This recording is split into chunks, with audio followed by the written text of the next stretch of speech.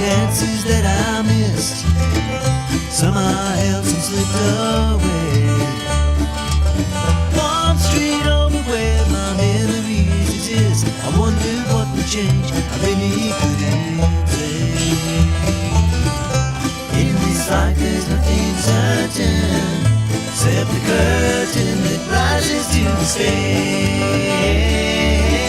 Silly games of second guessing, I just forget the lessons that I couldn't learn. Because one street over there's a life I could have known, would have kept me from the one I had today.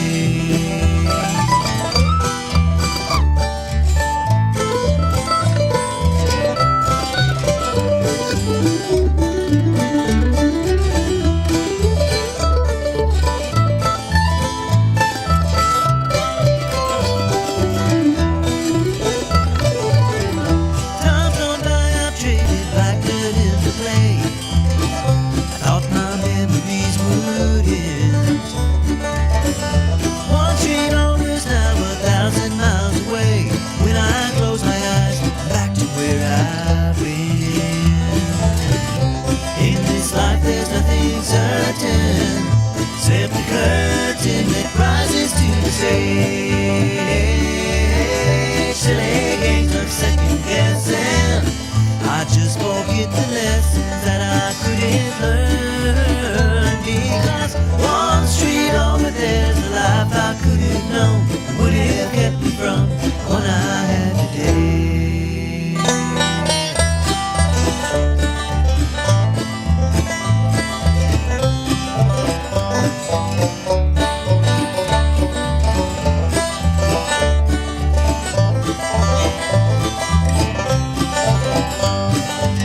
Oh, good morning. I'm going to go ahead and just turn the mics up. I'm sitting here talking with Bill Jones off mic, and people will tell me, like, why don't you just go ahead and turn it up, LaVern, so we can hear what you're saying. Hey, guys, this is 1100 WSGI. I'm U-Turn LaVern. Bill Jones is in the house. This is one street over, and this is Fair Week, so we're going to be hearing a lot about fair. Now, one little programming note, United Way had to cancel today. So my go-to, we have to call you a co-host, just like I do Gwen Hart. All right, she's my Friday co-host. Bill, how much does it pay? Absolutely nothing. Just my gratitude and our friendship, right? Right. So Bill Jones is in the house, and so we're just. I messaged him last night. I'm at church, and Tuesdays and Wednesday nights are just insane for me because I don't get in until late. We've got Celebrate Recovery stuff going on both nights. So I happened to think that United Way had messaged me in the afternoon saying, hey, we can't be there tomorrow. And I was like, okay, I've got to message somebody. And then late in the day, I realized I hadn't. I was like, Bill will come in and he'll talk about fair stuff. Look at this. This is so stinking cool. This is from 1941. That is so cool. When the fair really started doing that is so stinking. And you've shown this to me before, but I messaged him now. Jessica Drake's coming in at 7:30. The schedule, you'll see who's coming in. So we got Jessica Drake from the Sheriff's Office. Bill's here, very appropriate to keep going with the fair. Trent Cobb is going to come in at 7:30 tomorrow to kind of update us on all the fair events. But I told Bill, I said, I've seen some of your archival stuff from the fair before. Why don't you just come on in and just kind of unpack that for folks? So what got you into doing all this? I did some research on it several years ago to make wrote an article in the paper. And I don't remember where I got it now. Okay. But it's very interesting how a fair used to start, where it was located, and, we hadn't always been down at the fairgrounds. That just happened in 1941, switch your mics. I think. Switch that mic over. Okay. This one. Better mic anyway, isn't it? It shouldn't be, but for some reason, that one just seems to pick up a little bit better. Okay. That's much better. All right, it will. That much better. So. Here's a 1940 one also. Okay. Let me take it out of this plastic sheath. Gosh. Oh, look at that. Isn't that cool? That is so cool. I love this. Of course, I have the advantage of living here all my life, and I remember the fairs and the early fairs. Not that early. Yeah. But that's the advantage to so many people have moved in here that I was thinking this morning, maybe we ought to change. I don't know if they have already changed the venue of the fair or not the venue, but the activities to include some things of some people. We got a lot of Western people moving in here, and from Mexico, Central America, and Nevada, California. They don't know how we've done this in the past. So our fairs are a little different than a lot of them. But it's our 155th year. That is so cool. Of having a fair here, and a fair, a fair. A fair. A fair. And you were talking about the Mexican community. They had a, they're looking at doing a Mexican rodeo. And I think that's a good idea. Some of the kiddos that are dancers as part of that performed. I wanted to go to this so bad and I was tied up, but it was after the barrel racing on Tuesday night. So I would love it if somebody saw that, kind of give us a report on that, because I think that would have been a wonderful thing to have gone and supported the community, especially being that we've got a Spanish speaking side here at Ebenezer Broadcasting, WDBL, and we've just got a lot of folks in our community, and just want to make them feel welcome and let them be a part of the fair. I love that. Yeah. I love that they did that. So, but I love the idea of a Mexican rodeo. Have you? Let's see. But you see, did you have fairs in Kentucky where you? Sure. Okay. Yeah. You remember anything particularly more so than another?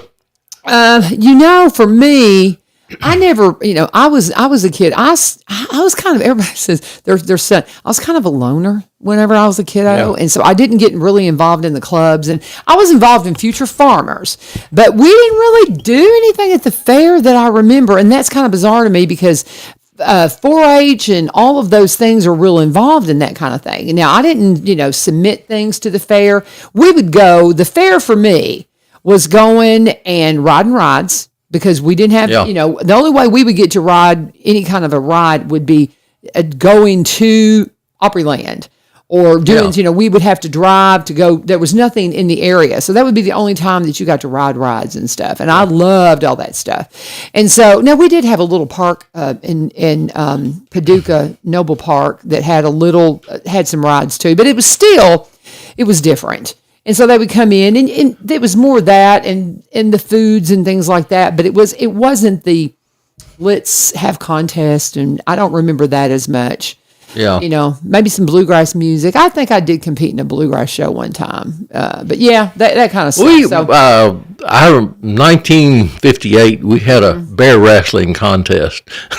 You ever heard the name Nick Goulas? No. Nick Goulas he was famous back then in late 50s, early 60s in wrestling.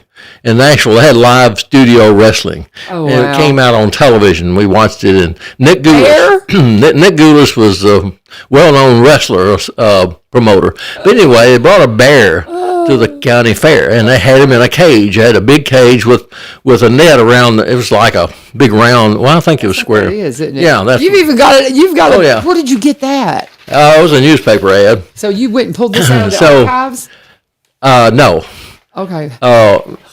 Anyway, crazy. I remember a guy here by the name of Tanner, and they talked him into wrestling the bear.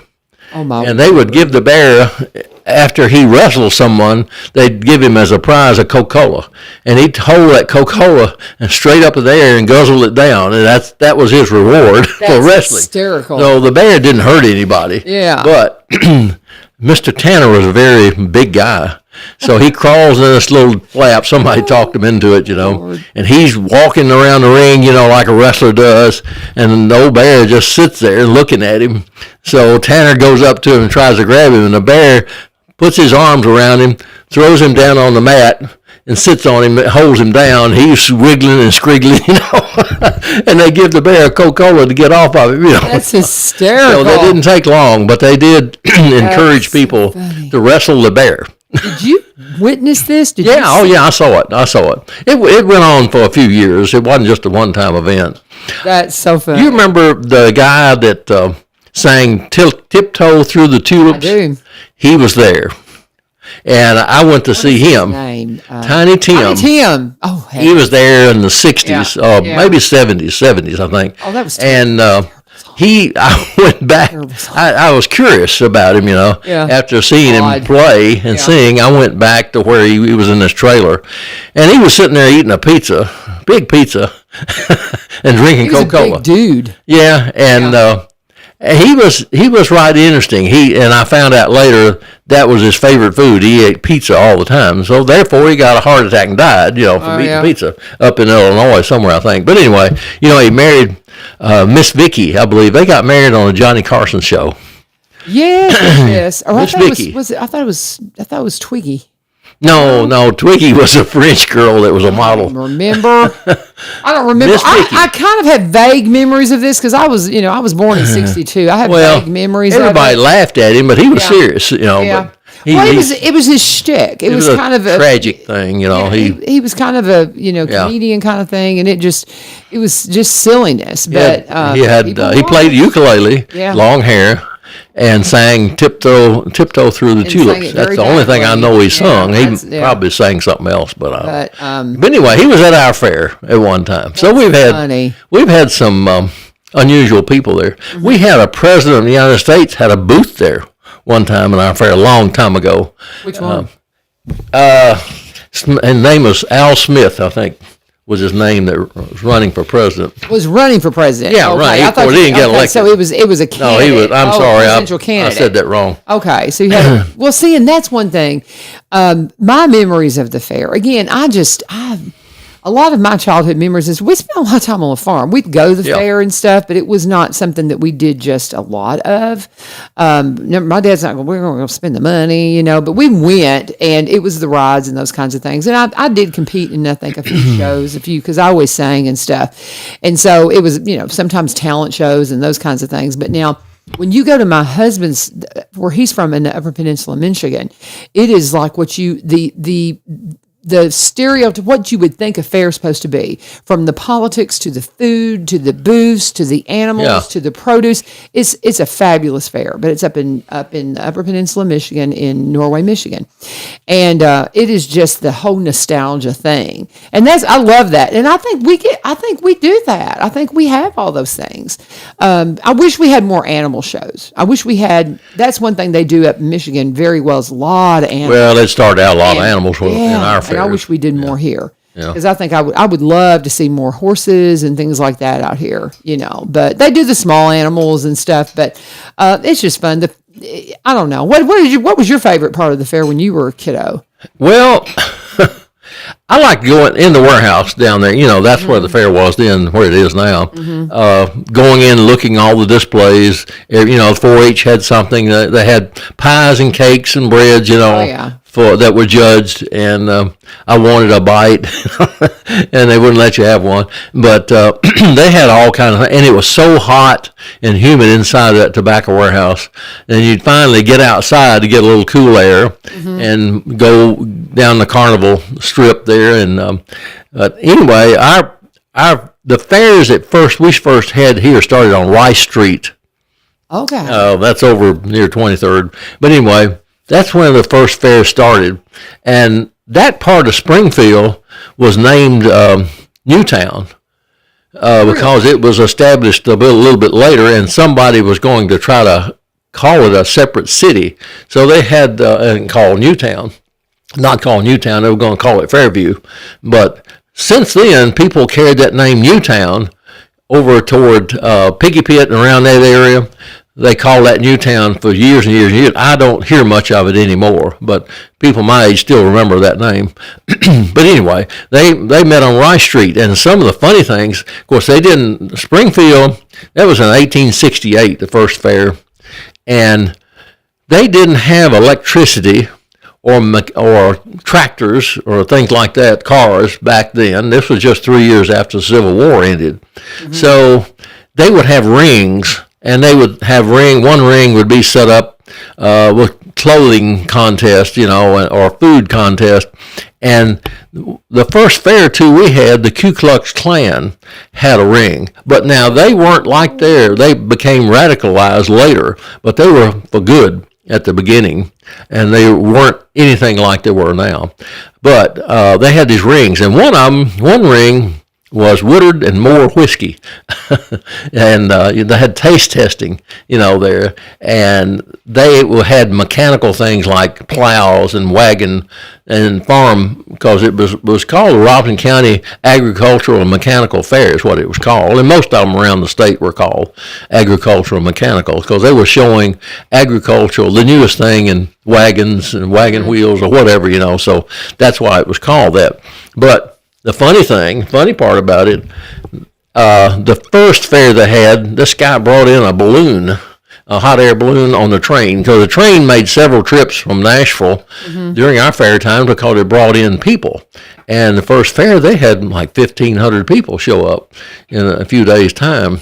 And anyway, this guy brings a balloon. He puts it over in one of the rings next to the horse ring where they had horses show.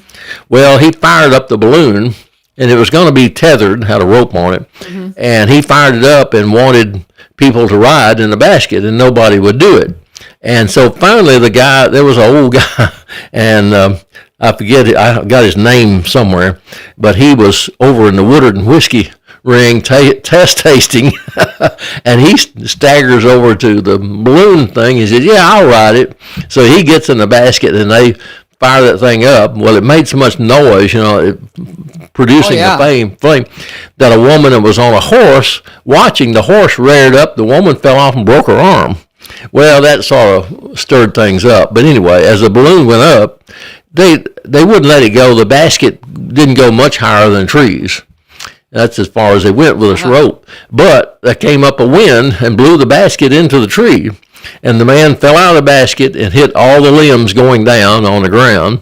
And when he got on the ground, he was unconscious. So they run over there, and they don't know what to do. He's all scarred up, beat up from hitting these limbs. So they go over to the other ring and get some of the whiskey, the Woodard whiskey, and they put him on his cuts. Well, that didn't revive him, so somebody had a great idea. Well, put it down his throat.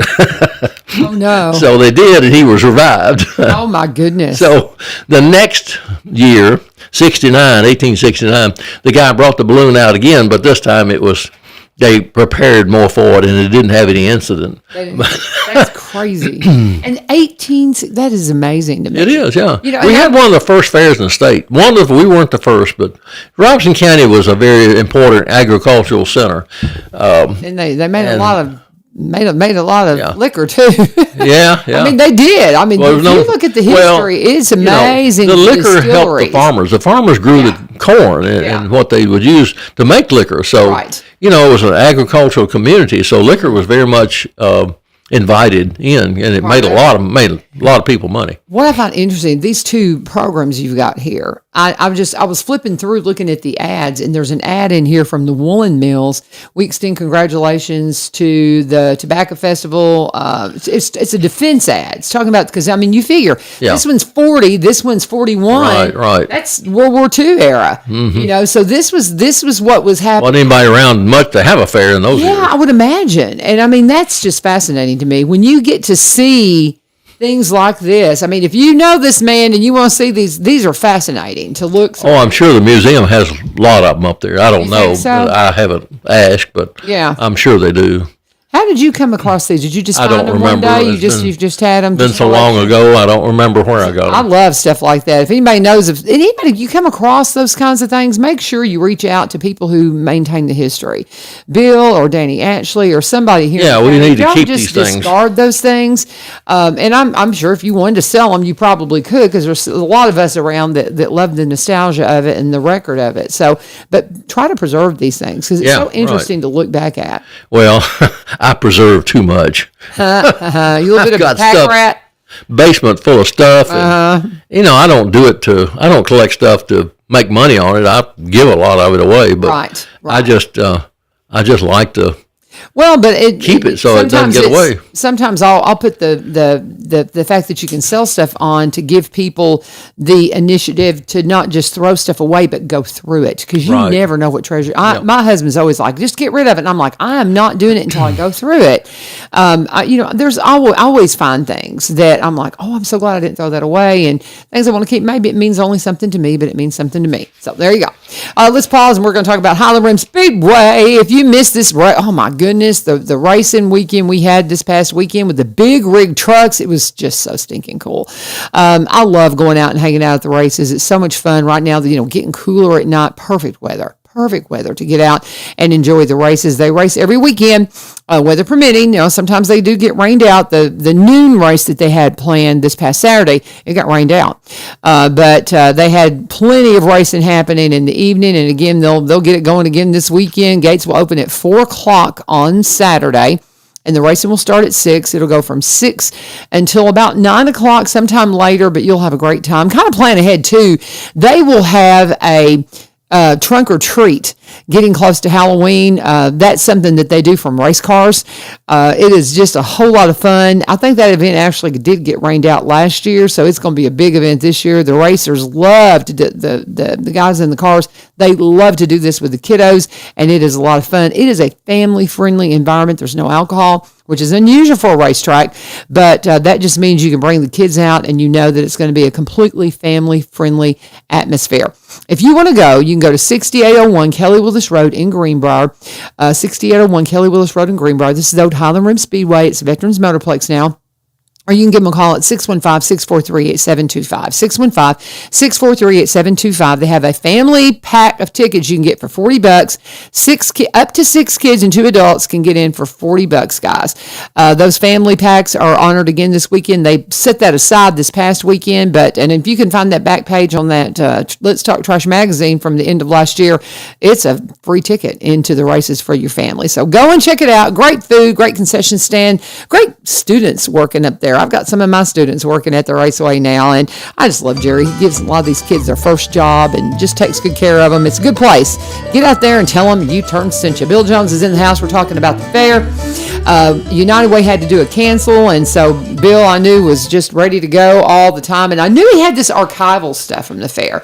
We'll have Trent Cobb come in tomorrow and kind of give us an overview of where we are fair-wise as far as the schedule. He'll be in at 7:30, but I just wanted Bill just kind of talk about how we got here and how we started, and it is fascinating. Well, some of the facts are that we didn't always have the fair in Springfield. And Roberts County Fair sometimes was in Logan County, and one time it was in Adams. And then sometimes Logan County came down here.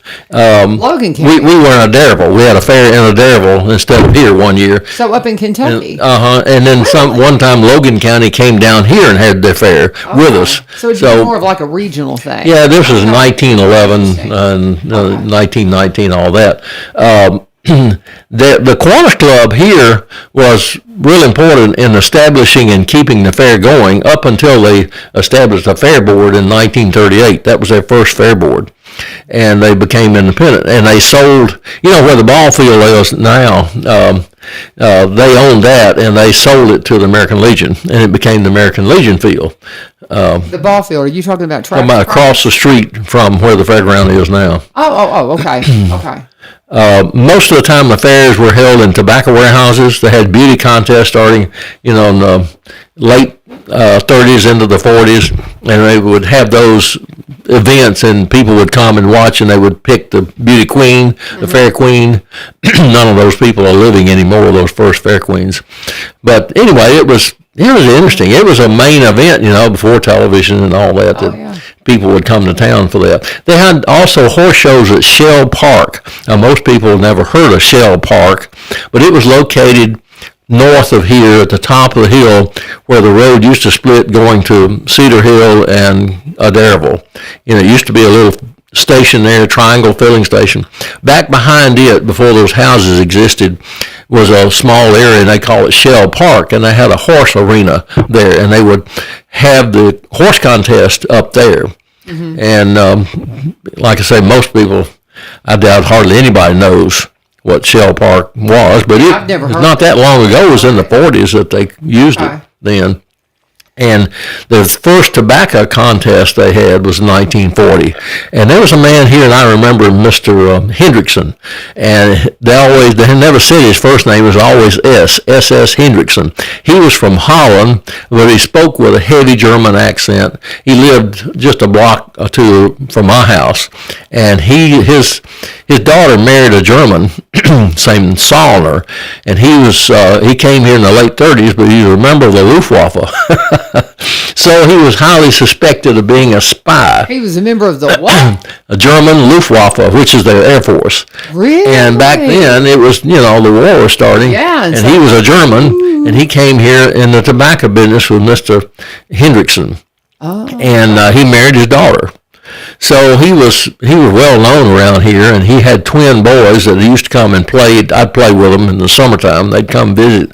But Hendrickson was an interesting man because he was sort of a cocky fellow. And way back then, in the 40s and 50s, used to meet at Southside and drink coffee. Men did, like they used to at Springfield Drugs, which is gone. But anyway, he got sort of cocky one time, and somebody hit him and knocked him down in the middle of the floor. And they sort of suspected him. And there was a Mr. Farmer. One time during World War II, he would go into the post office building. When you go in to go to the left, go upstairs, and there's a couple of rooms up there, and he would call Washington and report on Sommer.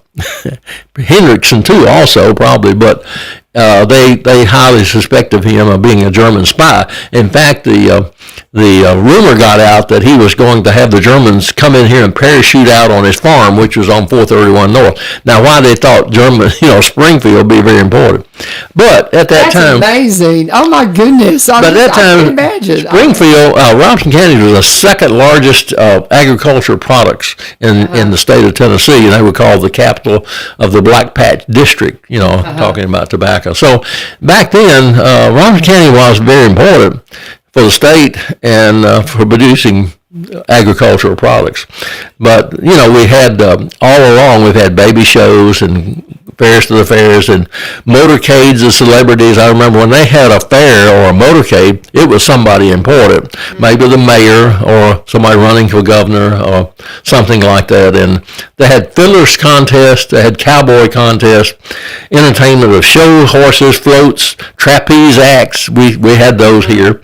Square dancing, beauty pageants, coronation balls happened at Harrison Jones' loose floor. What is that? A coronation? What is that? They coronated the queen, I guess. They crowned the queen. Coronation ball. Coronation, okay. yeah. I thought you meant, I was like, okay. Miss Jessie Neal McDougal was the first fair queen.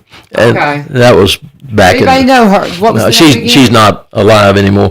Jessie Neal, Nell. Nell, maybe. I'd see a picture of her. McDougal. I think I have a picture of her. To see an image of her. I don't remember where I put it. I don't think it's in my file right now. One of the things too, before we completely run out of time, and I saw Jessica's out. We've got Jessica Drake coming in from Sheriff's Office, but I noticed that the date of the fair is in October. Yeah, it's changed a lot. I mean, and it has, and we had the earlier date, and now they've moved it back to one I like much better. I love it at this time of the year. I'm not sure I wouldn't even push it even another week down the road. Yeah. But because I love, I'm not on the fair board, but I think we could even just go in a week later even, and it wouldn't be a problem. Yeah. But, well, it's moved. Yeah. It's been August, September, October, and November. It's been all those different dates. Later dates. I do too. I do too. It's much more fair-like. that 1958 when the fair owned that field, and it was called Memorial Field then, and they sold it to American Legion. They call it the American Legion Field now. Mm-hmm. But anyway, the fair had all that territory they bought in the 40s, and it's just I've got a home movie of a parade coming down to the fairgrounds, but it was on a dirt road coming in there, and they didn't have anything, I think, coming through there from town on Memorial. They came down North Main Street, down that way, and then circled in. And I've looked at it, and I don't see anybody I know or recognize. Yeah. So I'm not even sure what year it was, but it looks very early. I can't remember. Somebody gave me that. I think it was Jimmy Meyer, who lives in California, gave it to me, I believe. But anyway, fairs or something else. Back then with no television or anything, it was what everybody looked forward to doing. And it'd be 1,000, 5,000 people coming to the fair over a period of a few days. Wow. And way back, I said there's no electricity or anything, so they that's what they did. Yeah, that's just it. We're pretty much out of time. Jessica's coming in here. Any parting thoughts? Just get to the fair, right? Springfield in Robinson County is a wonderful place to live, and I encourage new people coming in, and there's a lot, to know about these things and take part in it. Come to the fair and see what's going on. Absolutely. Thank you, Bill. Bill Jones, always just a pleasure to have you come drop in. And I knew that you would just bring us all kinds of interesting things. Find this man and look at his archival programs that we have from the fair. They are very, very cool. And I mean, the fact that this is from the World War II era is just absolutely fascinating to me. But since we're talking fair, what's going to be happening at the fair tonight? Tonight, oh my goodness, if you can get to the stage and go see this young man, they're going to have at the Century Stage, Danny Garwood and Company. This is that young kid that can just wail on a guitar. Tommy Marsh has been just raving about him, and he has played with everybody. He is going to be at the main stage there at the Century Stage, and then over at the acoustic stage tonight, you've got Cliff Waddell, and I'll kind of flip through here and see what we've got tonight. Oh, tonight is the Demolition Derby. That's kind of like that's very attractive. It's not. The Demolition Derby is on Saturday night. This is what they call the jump and run, where it's an obstacle course with a demolition derby. Oh, that's neat. That'd be real neat. It's going to be crazy. Love And to then see tomorrow that. night's Monster Truck, and then the Demo Derby is on Saturday night. But then again, all kinds of acts. You got the Midway, all the things going on. It's going to be a good time. Get to the fair.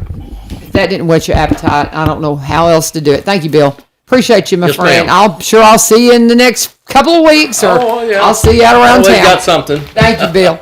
And we're going to pause and take a break as we wait for Jessica to come on in here. Miss Jessica Drake heading her way in here. And let's go ahead and let's talk about our friends Corbin Creek Greenhouse, Gifts and Gardening Center. Let's just flip over there. And I encourage you to always follow them on social media, because you just never know what they've got going on. Right now, they are, of course, in the middle of selling mums. This is mum season right now. If you're looking for beautiful mums, head out to Corbin Creek, pick out your favorite color. At one point, they had 5 different colors. I don't know what, they sell fast, guys. But there's a beautiful picture of Miss Amy saying, which one's your favorite, red or orange? And you can contribute to comments on their social media page there and chime in there. You can also go out and get great deals on annuals. We're still going to have, some weather before the frost hits us. And if you want some beautiful color to your porch beside mums, you can do that. You can get some mums. They've got just beautiful things in the greenhouse for your home, because as we get into the colder weather, bringing the plant life inside is the way to just kind of keep things, with your eyes on spring, because I love fall, but man, oh man, winter gets tough. And so I got to have some greenery in my house. So go and pick up some things that you can bring in your home. Now's a great time to plant perennials. Cannot say enough about that. Things that will come back. Mums will come back if you take care of them, by the way. And Amy can talk to you about all those things. CBD products, they got those. If you're interested in Robertson County CBD, it helps me tremendously with my arthritis. You can talk to her about the science behind it all, the salves and all the things that they make for bug bites and pain and headache salves. They make those right there in the house. Miss Jane and Amy take care of that. So many cool things going on at Corbin Creek Greenhouse Gifts and Gardening Center. They're at 4920 Highway 161 here in Springfield. You can call them 615-384-3185, 615-384-3185. They're on their little cooler weather hours, 10 to 4, Monday through Saturday, 1 to 4 on Sunday. Always let them know you turn Cincha. Jessica is in the house. Hello, sister. Good morning. Good morning. Good morning. How's Tommy? All over the place. All over the place. How old is he? He is 14 months. Yeah, I was trying to tell Bill. I told him, I had Jessica was so gracious. She normally would have been in here on Monday, but Caleb, I think, was out of town this week or something, and so he ended up coming in earlier in the month. And then I thought, man, it'd be a really good time to have a big fair show on Monday, just so we can kind of unpack what's going on. Yeah. And so Miranda and Trent came in, and we did that. And so I said, "What? Can I move you to Thursday? But it's 7:00."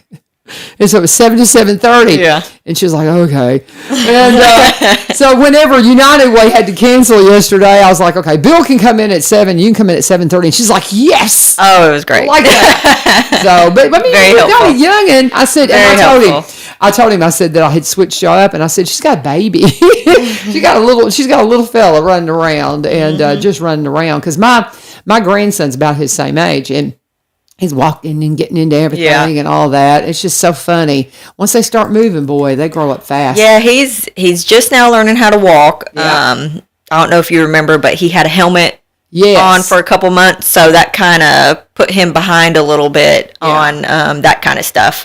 But so he's just now getting there, and I think within just the next few days, it'll be. Oh, he'll be running. Well, see, we'll be back up to speed. My twins, you figure, one of my twins walked at like 10 months. I mean, crazy early. The other one, I didn't think he was ever going to walk. And I mean, he may have been about Tommy's age before he walked, but he didn't toddle. He didn't get up and like take unsure steps. He got up and ran. Yeah. He was just it was almost like, well, I'm not going to try to do that until I know I'm not going to hurt myself. Yeah. And so he didn't really attempt to walk until he could just zoom, and then he just took off running. And so it was just really interesting to see. It's so interesting to watch kids because they think through it, guys. Oh, he does. You can tell. Maybe I don't want to do that yet. No, he's great. He's a cutie pie, but I know you're just having a blast. Oh yeah. It's so much fun. It just gets better and better too. It's just the best. Just the best. Oh, he's got a personality now, that's for sure. Oh yes. So Jessica Drake's in the house. She is the communications director, officer. What is it? Communications officer or director? Public information officer. See, I can't remember. All these things. Public information officer. It's all the same thing. It was so funny the other day. The students, they're talking.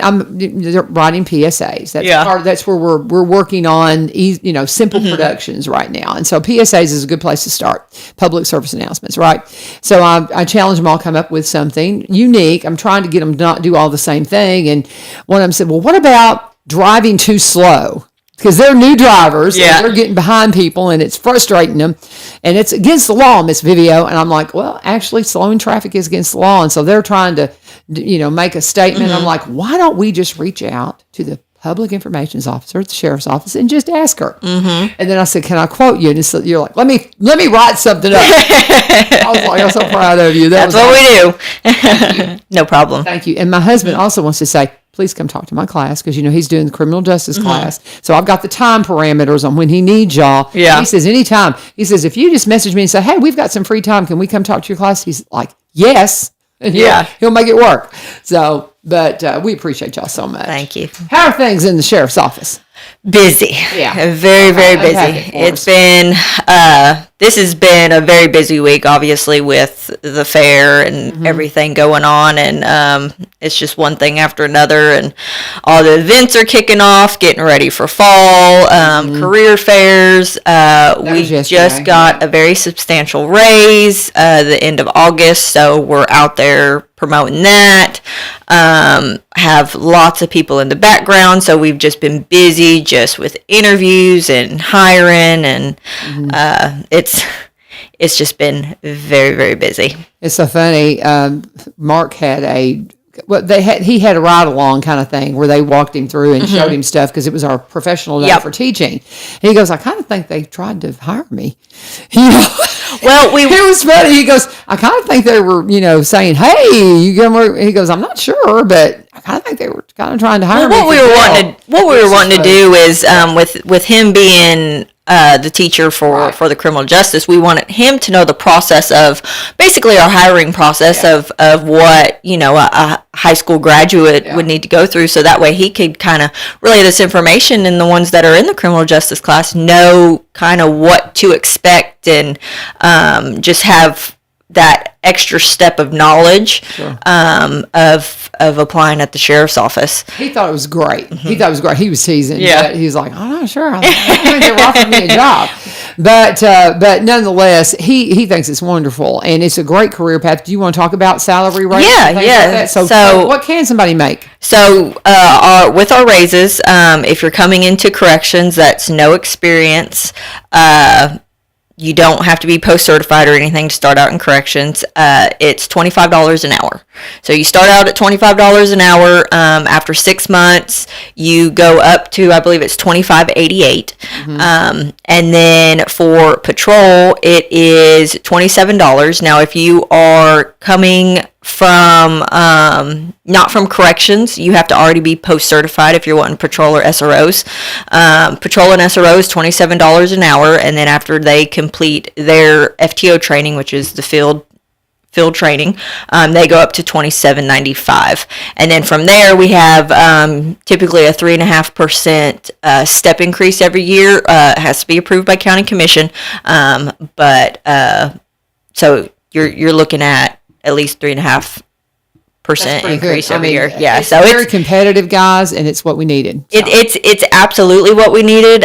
When we were last year, we had like 230 applications total from January to December, and our budget passed. I believe it was August 21st, and from August 21st to now, we have had over 100 applications. It was like 120 just a couple days ago. So we're looking at already having over half of the applications in just a 2-3 week period than we had all of last year. Wow. So it really shows what was needed, and we're super excited about it. It's a very competitive market. Because we're competing with all the law enforcement agencies around. And the thing is people just aren't wanting in law enforcement anymore. And it's a specialized skill. Not everybody wants to do it. And we have a great culture at the sheriff's office. And this really helps at the end of the day. People need to pay their bills. And yeah. This is what we needed to get that started and get people in the door, and we're really excited. We've had a lot of interest, and just stop by the sheriff's office. We'd be happy to talk to you, go through the process with you. You can apply online at robertsonsheriff.com. You can go on our app. We have many different ways. You can come in, fill out an application at the window, however they want to do it. Well, for somebody that's looking at that pay rate and they're saying, okay, so if I base that on 40 hours a week, but do they sometimes get overtime, or do y'all approve overtime? Yes. So right now we have a lot of openings, obviously, because we're just starting this process. So all these people are in the background process right now, and so we do have overtime. The one thing about law enforcement is you're probably never going to be 100% staffed, so you're always going to have those openings. But yes, we do have overtime. Well, see, that can get oh yes, that can get into some serious money. And our biggest thing too is we have our overtime can be in one of two ways. You can take it as extra pay, time and a half pay, which is great. So if you got like vacation coming up, or you're trying to put extra money towards your car or something like that, people take the extra pay, which is great. But we also have comp time, where you can take your time worked and you get time off at that time and a half rate. So a lot of new hires, they don't have their vacation and sick built up or anything like that. So what they do is they'll take their time as comp time, which is time off, and they use that for their doctor's appointments. If they had, a vacation planned before they got hired, they have, if they get sick before they, build up some sick time, that kind of thing, they can take that. So they can take their overtime and apply it there. Yep. That's what I'm saying. Oh, that's cool. Yeah. Okay. See, this is amazing stuff, and people just don't realize it. So if you had if you worked 4 hours over, you can get 6 hours of time off. Type thing. Yeah. So you can really, so a lot of people, they'll work that overtime because they've got one or the other. They want to make a little extra money, or they got something coming up, so they want to take some time off. Yeah. So it's really nice to just have that ability to decide which one you want. That is wonderful. And I just, that's one of the things is Mark and I have, getting our feet wet in the education system. And, people will keep talking about the kids. No, we're talking, these students are on the edge of being adults. And that's why I'm so proud of what we're doing with career and technical education is it's a different mindset when you've got career people coming in, and we're seeing the student body, not as our kids, we're seeing them as students about to be adults. And there's just some things we've got to prepare them for, and in love, but just go, come on, man, you're going to have to, what are you going to do to make money? Look them in the eye. It's like, I love that you want to be an NFL football player. That is awesome. Dream big. You go for it. You dream your dream. How you going to pay your bills? And law enforcement's a great option. It is. I mean, when it's all said and done, in law enforcement, that job's always going to be there. That's exactly right. I mean, that's what it is. Yep. If there's a recession or there's layoffs or something like that, law enforcement's still there. It's not a job, it's a career. Yeah. You have retirement, you have your benefits. It's a great job. You have the ability to move up. With the sheriff's office, we have so many different avenues that you can take. Even if you start in corrections, I started in corrections. Almost everybody at the sheriff's office has started in corrections. Just within corrections, that's like its own little world itself.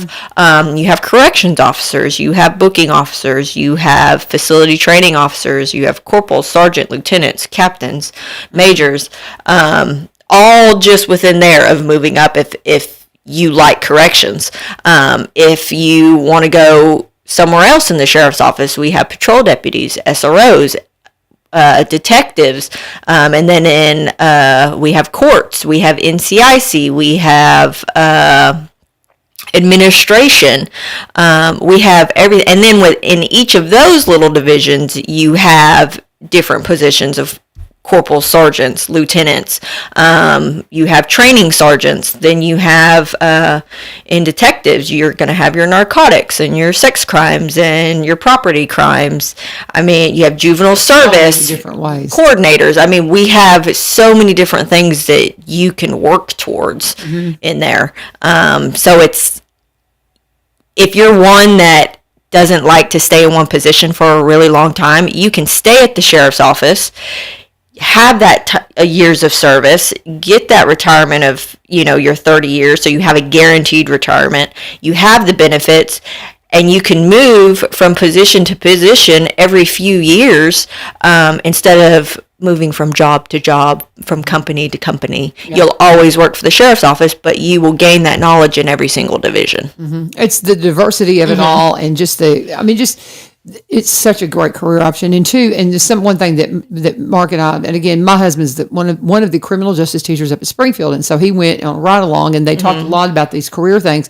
And also too, it was mentioned to him, with him having education and having the education in criminal justice, having masters, all of those things, you can go into a job whenever you've got this background in education at a higher level. Even, can you kind of explain that a little bit? So if somebody comes out with, if you've got if you've got some college that is applicable to criminal justice, that can put you in a better position in an entry level, I think. So telling him, yeah. So when you have an education, that's fantastic for your resume. When you're going through the promotion processes and everything like that, having an education does really help with that. All of our captains and higher, they all have degrees. Or they're working towards their degrees. Education is a big deal. Education shows commitment. Right. And that's what it's all about.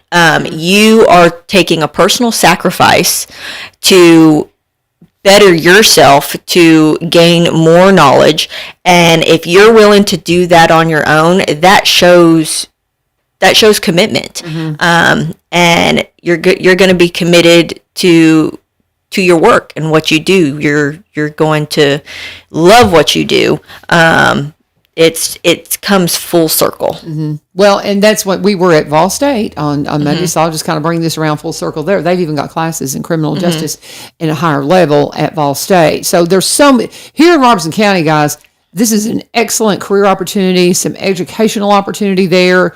Just, you really need to take a look at. What I will do is I'll take and put this together for him to show his class, this little excerpt. But he does just offer the invitation for you to come anytime and talk. So we're talking with Jessica Drake about all things. Hiring is a really big deal because of the pay raise.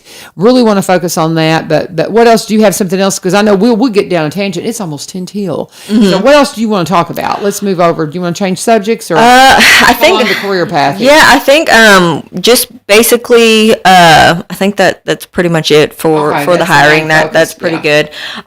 For what we've been doing, we just had our 9/11 ceremony. That was at the county flagpole. It went great. We had a huge attendance.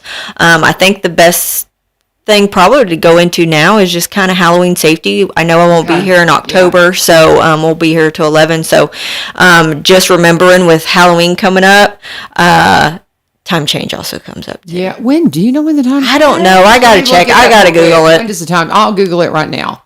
I got to put it on my calendar to put, because I got to make a Facebook post on that too. Fall back. So fall back time for us is going to be November 5th. November 5th. My anniversary. Okay. Oh, that's my wedding anniversary. So on the wedding anniversary, you get to fall back and get an extra hour's sleep. So there you go. I'll make my husband take me out on a date or something, and there you go. So just remember that even with time change not being until November 5th, when that Halloween time comes, I mean, the days are getting shorter already, so it's going to be darker. It won't be as dark as it will be when time change happens, but it's still getting dark earlier now. And just be reminded that when Halloween's coming out, you're going to have a lot of kids out.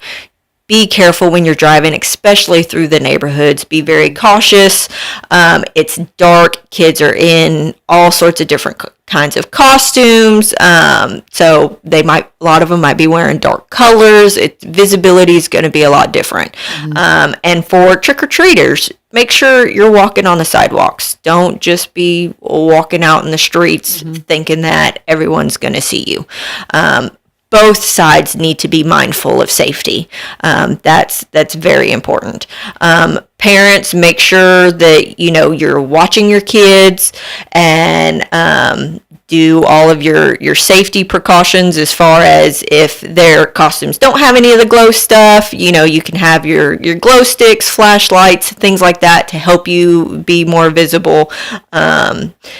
If you go to the big community things, make sure that you know where your children are, because when we'll go on Halloween and, we'll go visit all the big neighborhoods and they've got huge, it's like block party type things. Right. And you just have everyone just running around like crazy. They're having so much fun. But parents, just make sure that you know where your kids are. Decorate your bags with the tape that's reflective, that kind of stuff, and be extra alert when you're pulling in and out of your driveways. That's probably the biggest thing, because they're probably not paying attention. You're going about your business normal. Just remember, Halloween night is just a night that you need to take extra precautions. Of course, the sheriff's office is going to be out there. We'll have additional patrols. We do that every year. But safety first. And one of the biggest things is don't drink and drive. There you go. We're seeing a huge increase in DUIs right now. And wow. It's sad. So just remember, even on any given day, don't drink and drive. It's not worth it. And especially when you're around the holidays, the kids are out, more people are out. It's very dangerous. It's dangerous to yourself. It's dangerous to others. Don't drink and drive. It's so simple. So simple. And buzz driving is drunk driving. What are the alcohol rates like for if somebody gets pulled over? When are they going to get charged with a DUI? Do you know what the actual rate is? And like if somebody has one or two beers, is that too much to get by? I memean, and honestly, everything's going to be different because when we see somebody, normally it's because of their actions on the road. That's a huge constitute of a drunk driver is their actions on the road. And it's because the deputy sees it. We get call-ins. Usually it's like a reckless driver call-in and the deputy comes up and they see these actions. So it's really going to be different every single time. Mm-hmm. And it's just, I don't know. We did a thing. My history is as a traffic reporter for many, many years, and they had us go out with patrol up in Nashville one time, and we would go into clubs and say, "How many drinks can you have before you're drunk?" Mm-hmm. And everybody thought they could have like a whole bunch. There's not a number. No, there's really not a because number. everybody's different, and everybody acts differently too. And I remember we went out on some calls with them, and there was this one girl that was absolutely having a fit, trying to kick the windows out of the patrol car because they had arrested her for drunk driving. And then they arrested this woman who looked like she had been working in the bank, and she looked like a businesswoman, and she was poised. And I didn't think she looked like she was intoxicated. Her rate was like twice what the girl was that was trying to kick the windows out. So it was just incredible. Incredible. What I learned just seeing it doesn't take much, guys. And it doesn't. And DUI laws are very strict. You talk to somebody and say, have you ever been hit by a drunk driver? I've been hit twice by a drunk driver. Once when I was a kid, and once just, about 5-6 years ago. Have you ever been involved in a drunk, somebody I have ever not. hit you? And Thankfully. that you're very fortunate, because a lot of people have had encounters with somebody that's intoxicated on the roads. And I have a good friend of mine. They've been hit 3 times by a drunk driver. It's like, awful. Yeah. And, you're out having a good time. That's great. But if you're getting on the road, that's very selfish. Yeah. It's very selfish because you're only thinking about yourself. Yes. Because when you're drunk and you're driving, you have no understanding of what you're about to do to somebody else, what you could possibly do to somebody else, and it's just not right. Those other people don't deserve the consequences of your actions. Very good. Very well said. And so just don't do it. As we're talking about safety for Halloween, just don't even think about doing those things, especially in the world of Ubers and Lyfts. There's no reason. There's no reason if you get behind the wheel intoxicated. So just don't do it, y'all. I'm talking with Jessica Drake. She is our public informations officer for the Sheriff's Department, and we are enjoying visiting with her. She comes in every other month, and I appreciate you so much because it just keeps us informed. We do need to pause and take our last break of the morning, then we'll come back and we'll finish up with Jessica. But we want to talk about our friends Barry and Rebecca Richards with the Exit Realty Garden Gate team. We focus on Barry a lot because he's the one that comes in all the time on radio, and he comes up to the school and sees me. But I want you to go to Rebecca's page and go and just Google Barry or Rebecca Richards, put an Exit Realty Garden Gate team. You will find their web pages. I'm on Rebecca's web page right now. It's got all the information about her. It's got her phone number. You can call her, 615-504-7425, 615-504-7425. It's so funny because I expected when I pulled up Barry's webpage and Rebecca's, I expected them to kind of be a template of the exact same thing. No, it's very different. But it's easy to navigate. You can go up in the top left-hand corner of her page and it says search properties. You can click on that and find out exactly what you need to know about the properties that she represents. So if you want a career in real estate, she's got a career button at the top of her webpage. It is just a wonderful way to find out all the things you need to know about property for sale, not just in this area. While Barry and Rebecca specialize in Robertson County properties because they're in Cross Plains, they've been there 27 plus years. They also buy and sell in the surrounding counties and across the state line in Kentucky. Now, she is the White House broker. Her office address is 610B Highway 76 in White House. So she is the broker up in White House. Barry's the one here in Springfield. They've got an office now in the downtown square. Exit Realty is a great group to work with. They've got a lot of folks that will mentor you if you're wanting to get into real estate, but certainly if you want to take a look at their listings, hop over to their web pages. Pull up Rebecca Richards or Barry Richards with Exit Realty Garden Gate team. Check out their web pages and see all the properties. They have land. They have acreage that you can buy. That's a hard thing to find right now. That's a big commodity. But if you want acreage, they've got some listings for that. And I keep reminding everybody, they've got Greenbrier listings. And if you get a house in Greenbrier, I can teach kids. So go and check them out today. Barry and Rebecca Richards with the Exit Realty Garden Gate team. My friends, full-time sponsors here of our program, long-time sponsors. And just make sure that they know U-Turn sent you. Jessica Drake, Public Information Officer from the Sheriff's Department, Mama to Tommy, and all the things. And we appreciate you coming in and taking time out of your day. What else do we need to cover? Anything? I think that's about it. We'll see you back in here in November, and we'll be into Christmas. Yeah. Can you believe how quick it goes? It's gone by so quick. Oh my goodness. Because it seems like you're in here all the time, but no. Next time you come in here, we will be finished with Halloween. We'll be right on the edge of Thanksgiving. That's pretty close to Thanksgiving. Yeah, it'll be right there on top of Thanksgiving. And looking at Christmas. And we all know the tip everybody offers from law enforcement when you start. We were talking about the art in the park because got that and the fair and all that going on. Lacey was in here yesterday talking about all the Christmas shopping that goes on at things like Art in the Park and all these events. If you've got stuff in your car, guys, cover it up. Yes. Don't give people a reason to knock the window out of your car to steal some. And actually lock your cars. Yes. Why? I don't Lock your understand cars. people not locking their cars. A majority of car thefts, where they actually steal the car or they steal things out of the car, is because they leave the cars unlocked. Mm-hmm. Now, granted, nobody should be thieving anyways. Right. But at the same token, you need to do preventive measures. Mm-hmm. I mean, that's just the world that we live in. You need to do preventive measures. And most oftentimes, people aren't busting out the windows to get what they want. They're just lifting the handle, and so the car is unlocked. They're just going to grab it and go. And they're going to act like it's their car.